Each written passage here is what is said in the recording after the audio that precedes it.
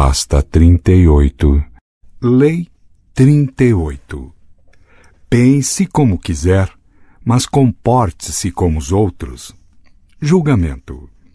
Se você alardear que é contrário às tendências da época, ostentando suas ideias pouco convencionais e modos não ortodoxos, as pessoas vão achar que você está apenas querendo chamar atenção e se julga superior.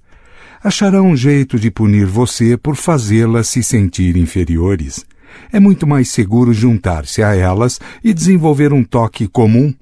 Compartilhe a sua originalidade só com os amigos tolerantes e com aqueles que certamente apreciarão a sua singularidade.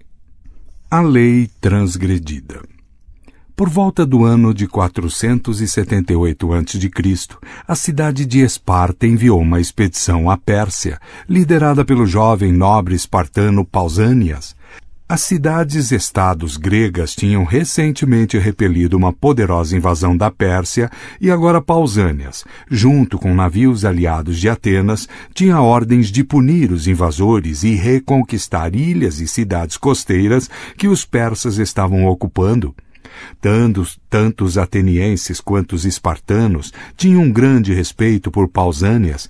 Ele havia se mostrado um guerreiro corajoso, com um certo gosto pelo dramático.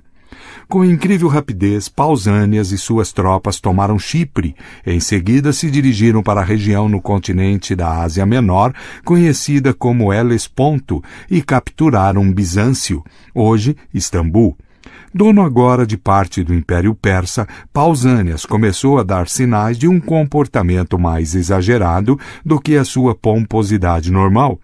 Ele aparecia em público com os cabelos cheios de brilhantina, vestindo flutuantes mantos persas e acompanhado por guarda-costas egípcios. Dava banquetes luxuosos nos quais ficava sentado à maneira dos persas e exigia ser servido com todas as honras de um convidado. Deixou de ver os velhos amigos, passou a se comunicar com o rei dos persas, Xerxes, e em tudo afetava o estilo e as maneiras de um ditador persa. Nitidamente, o poder e o sucesso tinham-lhe subido à cabeça. No início, seus exércitos atenienses e espartanos acharam que fosse um capricho passageiro. Eles sempre foram um tanto extravagante mesmo. Mas quando ele exibiu seu desprezo pelo estilo de vida simples dos gregos e insultou o soldado grego comum, começaram a achar que ele estava exagerando. Embora não houvesse nenhuma evidência concreta, corriam boatos de que ele tinha se passado para o outro lado e sonhava se tornar uma espécie de Xerxes grego. Para sufocar um possível motim, os espartanos tiraram Pausanias do comando e o chamaram de volta para casa. Pausanias, entretanto, continuou a se vestir no estilo persa, mesmo em Esparta. Meses depois, ele contratou um trireme e retornou a Helesponto, dizendo aos seus compatriotas que ia continuar lutando contra os persas. Na verdade, seus planos eram outros. Ele queria governar toda a Grécia, com a ajuda do próprio Xerxes. Os espartanos o declararam inimigo público e enviaram um navio para capturá-lo. Pausanias se rendeu, certo de que se livraria das acusações de traição. Durante o julgamento, revelou-se que no período em que atuara como comandante, ele havia ofendido várias vezes seus companheiros gregos, erigindo monumentos, por exemplo, em seu nome, em vez de fazê-lo em nome das cidades cujas tropas tinham lutado ao seu lado, como era o costume. Mas Pausanias estava certo. Apesar das evidências de seus numerosos contatos com o inimigo, os espartanos se recusaram a prender um homem de origem tão nobre e o deixaram ir. Considerando-se agora intocável, Pausanias contratou um mensageiro para levar uma carta para Xerxes, mas o mensageiro a entregou às autoridades espartanas. Esses homens queriam saber mais e mandaram o mensageiro combinar um encontro com Pausanias, num templo onde poderiam ficar escutando escondidos atrás de um biombo. O que Pausanias disse os deixou chocados. Jamais tinham ouvido tanto desprezo pelos seus hábitos expresso com tamanha arrogância por um compatriota, e arranjaram para que ele fosse preso imediatamente.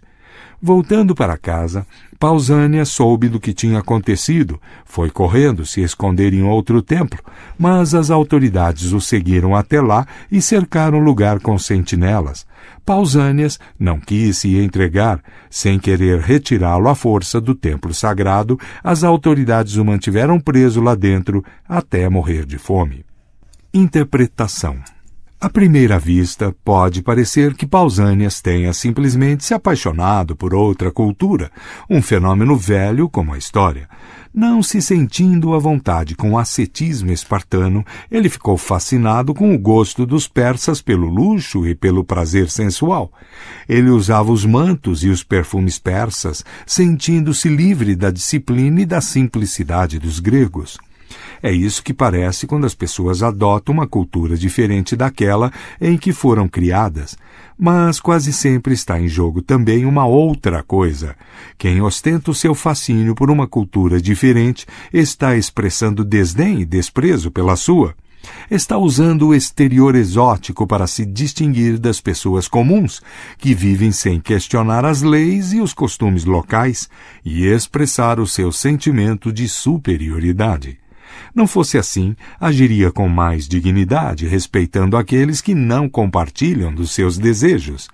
A necessidade de mostrar a sua diferença de forma tão dramática quase sempre desperta a antipatia das pessoas cujas crenças desafia, indireta e sutilmente talvez, mas não obstante, de forma ofensiva.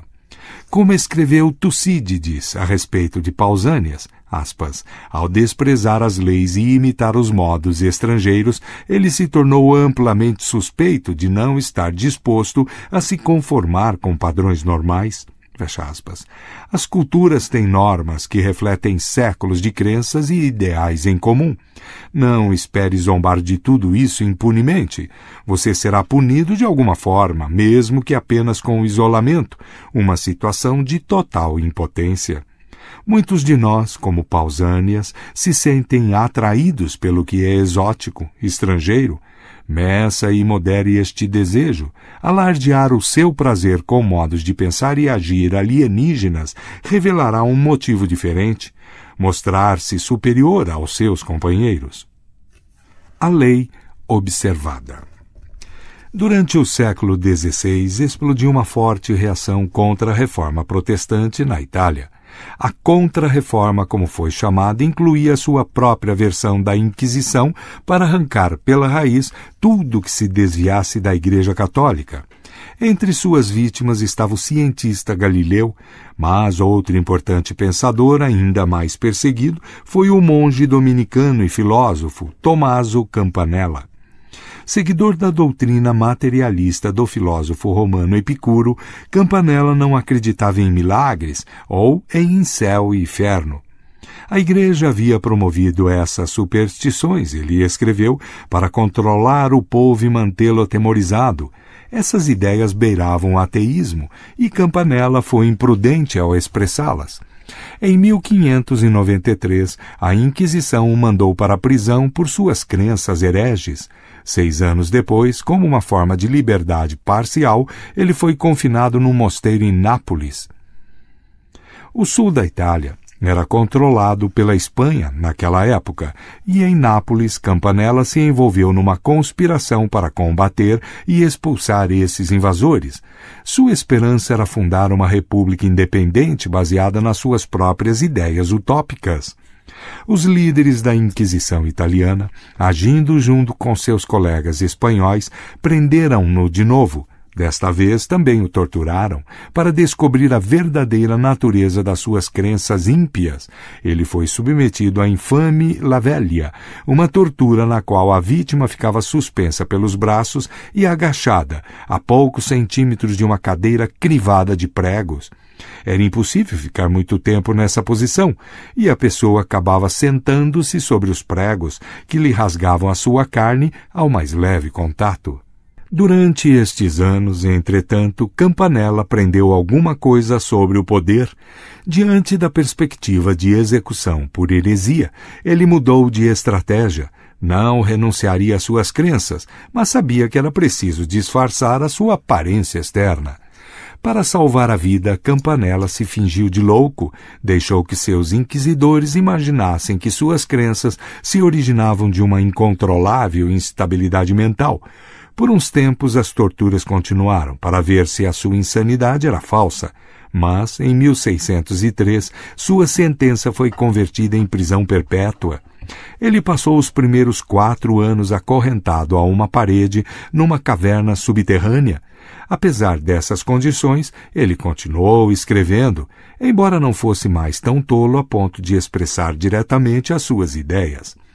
Um livro de Campanella, A Monarquia Hispânica, promovia a ideia de que a Espanha tinha a missão divina de expandir seus poderes por todo o mundo e, com esse intuito, oferecia ao rei espanhol conselhos práticos ao estilo de Maquiavel. Apesar do seu próprio interesse por Maquiavel, o livro em geral apresentava ideias completamente opostas às suas. A monarquia hispânica era de fato uma manobra, uma tentativa de mostrar a sua conversão à ortodoxia da maneira mais corajosa possível. Funcionou. Em 1626, 6 anos depois de publicada, o Papa finalmente tirou Campanella da prisão. Assim que se viu livre, Campanella escreveu O Ateísmo Conquistado, um livro que atacava os livre-pensadores, maquiavélicos, calvinistas e hereges de todas as espécies. O livro está escrito na forma de debates nos quais os hereges expressam suas crenças e enfrentam argumentos divergentes em defesa da superioridade do catolicismo. Campanella estava obviamente reformado. Seu livro deixava isso bem claro. Ou não? Os argumentos na boca dos hereges jamais haviam sido expressos com tanta verve e tanto frescor. Fingindo apresentar o seu lado apenas para derrubá-lo, Campanella, na verdade, resumiu a acusação ao catolicismo com surpreendente paixão.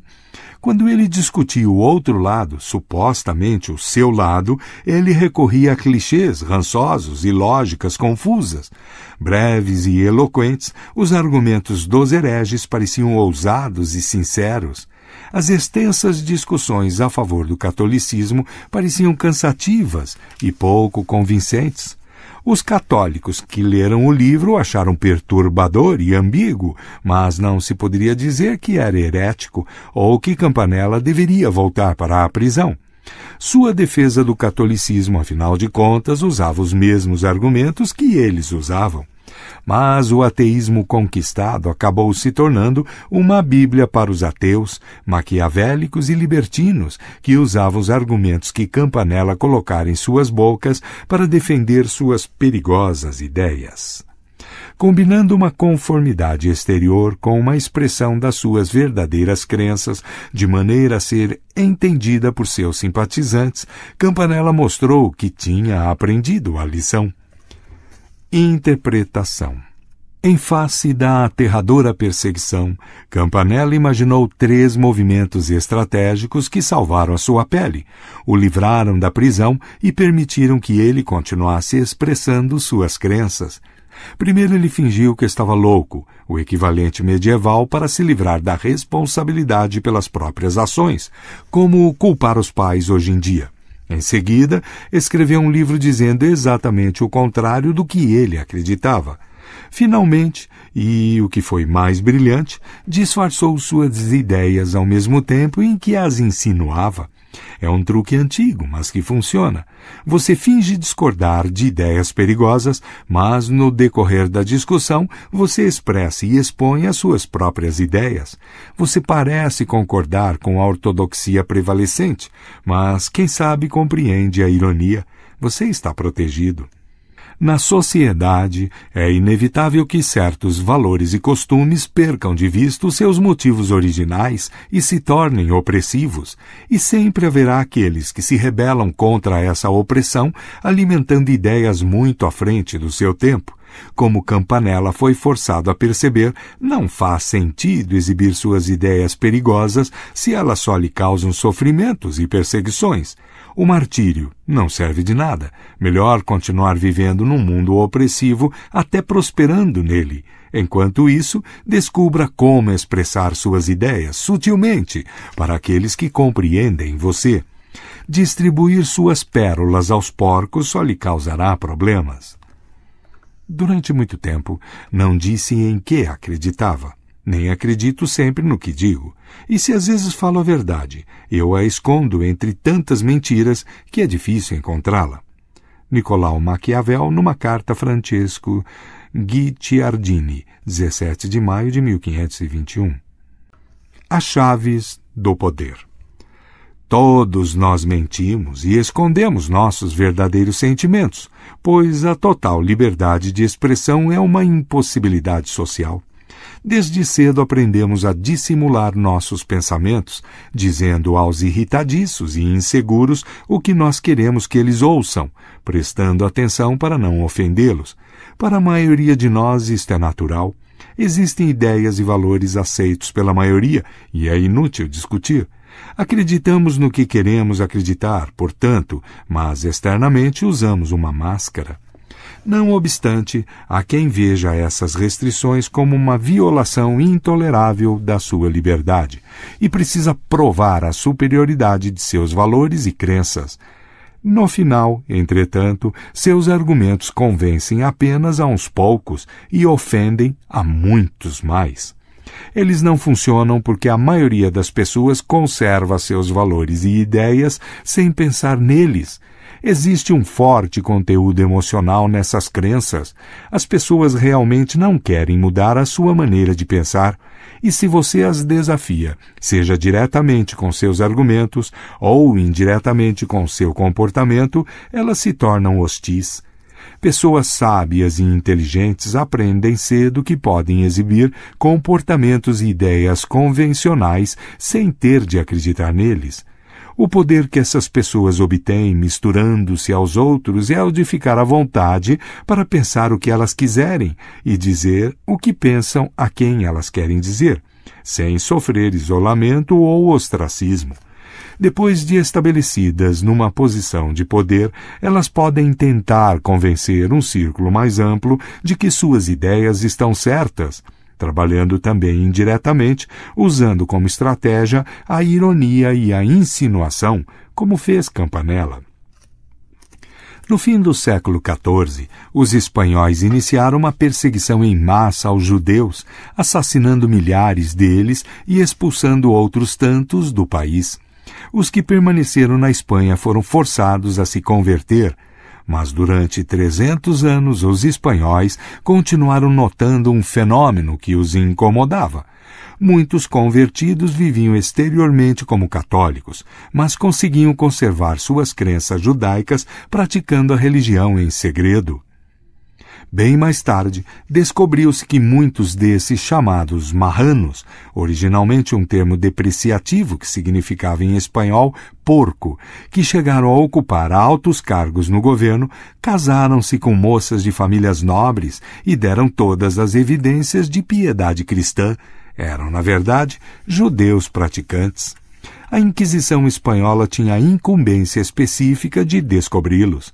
Durante anos, eles dominaram a arte da dissimulação, exibindo crucifixos, presenteando generosamente as igrejas, até ocasionalmente fazendo observações antissemíticas, e o tempo todo mantinham a sua liberdade interior e as suas crenças. Em sociedade, os marranos sabiam, o importante eram as aparências. Isso ainda é verdade hoje em dia. A estratégia é simples, como fez Campanella ao escrever O Ateísmo Conquistado. Mostre que está se misturando com os outros, chegando até o ponto de ser o mais fiel defensor da ortodoxia prevalecente. Se você se aferrar às aparências convencionais em público, poucos acreditarão que você pensa diferente. Não cometa a tolice de imaginar que na época em que você está vivendo não existem mais as velhas ortodoxias. Jonas Salk, por exemplo, achava que a ciência tinha ultrapassado a política e o protocolo. E assim, pesquisando a vacina para poliomielite, ele quebrou todas as regras, publicou uma descoberta antes de mostrá-la à comunidade científica, assumiu o crédito pela vacina sem reconhecer a participação de cientistas que lhe abriram o caminho, fez de si mesmo uma estrela. O público pode ter adorado, mas os cientistas o evitaram. O seu desrespeito pelas ortodoxias da sua comunidade o deixaram isolado, e ele passou anos tentando fechar essa brecha e lutando para conseguir patrocínios e cooperação. Bertolt Brecht sofreu uma forma moderna de inquisição. O Comitê de Atividades Anti-Americanas e a enfrentou com considerável astúcia. Tendo trabalhado ocasionalmente na indústria do cinema americano durante a Segunda Guerra Mundial, em 1947, Brecht foi convocado a comparecer diante de uma comissão e responder sobre as suas supostas simpatias comunistas. Outros escritores chamados fizeram questão de atacar os membros da comissão e de agir da forma mais agressiva possível para conquistar para eles mesmos as simpatias. Brecht, por outro lado, que tinha realmente se empenhado na defesa da causa comunista, fez o jogo oposto. Respondeu às perguntas com generalidades ambíguas que desafiavam uma fácil interpretação. Chame-se a isso de estratégia campanella. Brecht até usou um terno, coisa rara para ele, e fez questão de fumar um charuto durante o interrogatório, sabendo que um importante membro da comissão adorava charutos. No final, os membros da comissão ficaram encantados e o deixaram livre. Brecht, então, se mudou para a Alemanha Oriental, onde encontrou um tipo diferente de inquisição. Ali, os comunistas estavam no poder e criticaram suas peças como decadentes e pessimistas. Ele não discutiu, mas fez pequenas mudanças nos scripts para calar a sua boca. Enquanto isso, conseguiu preservar os textos publicados como tinham sido escritos originalmente. Esta conformidade externa em ambos os casos lhe deu liberdade para trabalhar à vontade, sem ter de mudar as suas ideias. No final, ele se safou de épocas perigosas em diferentes países, dançando um pouco conforme as ortodoxias, e provou ser mais poderoso do que as forças da repressão. Não só as pessoas com poder evitam as ofensas dos Pausanias e do Salk, como elas também aprendem o papel da raposa esperta e fingem traços em comum. Esta tem sido a manobra de trambiqueiros e políticos nos séculos. Líderes como Júlio César e Franklin Delano Roosevelt contiveram suas atitudes aristocráticas naturais para cultivar a familiaridade com um homem comum. Essa familiaridade eles expressam em pequenos gestos, quase sempre simbólicos, para mostrar ao povo que seus líderes compartilham de valores populares, apesar da sua diferença de status. A extensão lógica desta prática é a inestimável capacidade de ser tudo para todos. Ao entrar para a sociedade, deixe para trás suas próprias ideias e valores e vista a máscara mais adequada ao grupo em que você se encontra. Bismarck fez esse jogo com muito sucesso durante anos. Havia quem compreendesse vagamente o que ele pretendia, mas não com clareza suficiente a importância disso. As pessoas engolem a isca porque se sentem envaidecidas, achando que você pensa do mesmo modo que elas. Não irão considerá-lo hipócrita se você tiver cuidado. Como podem acusá-lo de hipocrisia se você não as deixa saber exatamente de que lado está? Nem elas acharão que você não tem valores. É claro que você tem valores, aqueles que você divide com elas, quando está em sua companhia. A autoridade. Não dê aos cães o que é sagrado, e não jogue aos porcos as suas pérolas, mas que eles não as pisoteiem e se voltem para atacá-lo. Jesus Cristo em Mateus 7,6. Imagem: a ovelha negra. O rebanho evita a ovelha negra sem saber se ela pertence ou não ao grupo. Por isso ela fica para trás ou se extravia do rebanho, quando é encurralada por lobos e rapidamente devorada. Fique com o rebanho, a segurança na multidão. Reserve as suas diferenças para os seus pensamentos, não para a sua pele.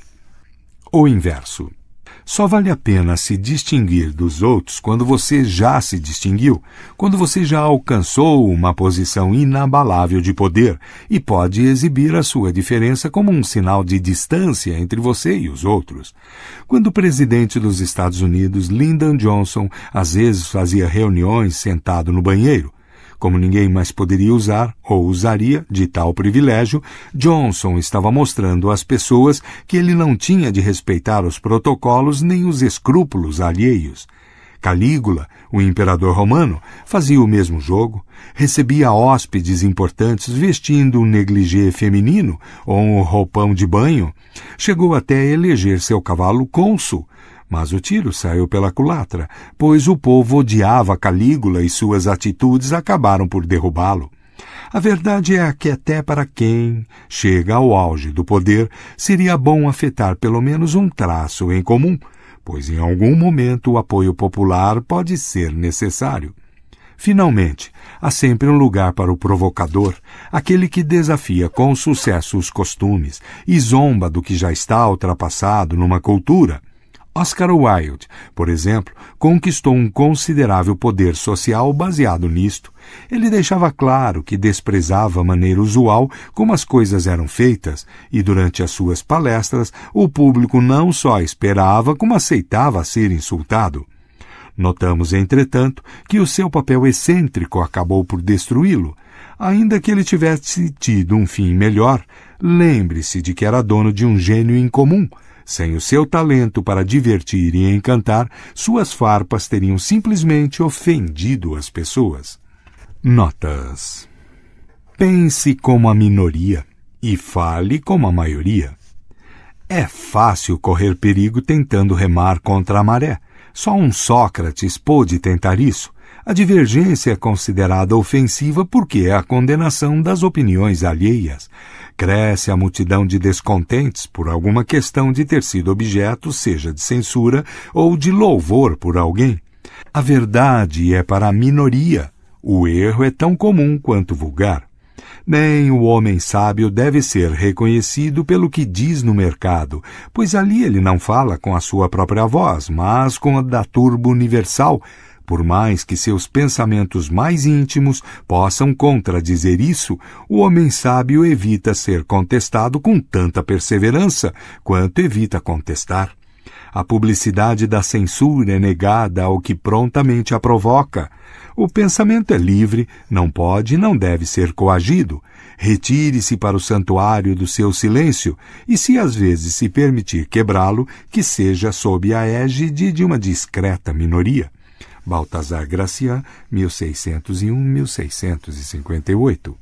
Bene vist, qui bene latuit, vive bem quem se esconde bem. Ovídio, aproximadamente 43 a.C. a 18 d.C. Homens sábios deveriam ser como cofres com fundo duplo, que aos olhos de quem os vê, abertos, não mostram tudo o que guardam. Sir Walter Raleigh, 1554-1618. Quando as águas mudaram. Certa vez Kidri, o professor de Moisés, fez um alerta à humanidade. Numa determinada data, todas as águas do mundo, menos as especialmente reservadas, desapareceriam. Em seguida, seriam substituídas por uma água diferente que deixaria os homens loucos. Apenas um homem entendeu o significado desse aviso e guardou uma certa quantidade de água num lugar seguro, esperando acontecer a mudança. Na data indicada, os rios deixaram de correr, os poços secaram, e o homem que tinha entendido vendo tudo isso acontecer foi para o seu esconderijo e bebeu da água reservada. Quando viu do seu posto seguro que as cachoeiras estavam novamente correndo, ele voltou ao convívio dos outros filhos dos homens, observando que eles agora pensavam e falavam de outra maneira, totalmente diferente. Mas não se lembravam do que tinha acontecido, nem de terem sido avisados. Quando tentou falar com eles, percebeu que o julgavam louco e se mostravam hostis ou compadecidos, mas não o compreendiam. No início ele não bebia da nova água, voltando ao seu esconderijo todos os dias para se abastecer nas suas reservas. Finalmente, não suportando mais a solidão em que a sua vida tinha se transformado, porque ele se comportava e pensava diferente de todo mundo, resolveu beber da nova água. Bebeu e se tornou um deles. Depois não lembrou mais nada da sua reserva de água especial e passou a ser visto como o louco que havia milagrosamente recuperado a razão. Tales of the Dervish Idris Shah, 1967. Jamais conteste as opiniões de um homem, pois nem que os dois chegassem à idade de Matusalém, você acabaria de colocar em ordem todas as coisas absurdas em que ele acredita. É bom também evitar corrigir os erros das pessoas durante uma conversa, por melhor que sejam as suas intenções, pois é fácil ofendê-las e difícil, se não impossível, consertá-las. Irritado ao escutar, por acaso, as observações ridículas de duas pessoas conversando, imagine estar ouvindo um diálogo entre dois tolos comediantes. Probatum est, o homem que vem ao mundo com a ideia de que vai realmente instruí-lo em questões importantíssimas pode agradecer aos astros se escapar ileso. Arthur Schopenhauer, 1788-1860. O cidadão e o viajante. Olhe em volta, disse o cidadão. Este é o maior mercado do mundo? Oh, certamente que não, disse o viajante. Bem, talvez não o maior, disse o cidadão, mas o melhor. Você deve estar enganado, disse o viajante. Eu lhe digo. Enterrar o estrangeiro ao cair da noite. Fables, Robert Louis Stevenson, 1850-1894. Se Maquiavel tivesse tido um príncipe como discípulo, a primeira coisa que lhe teria recomendado era escrever um livro contra o maquiavelismo. Voltaire, 1694-1778.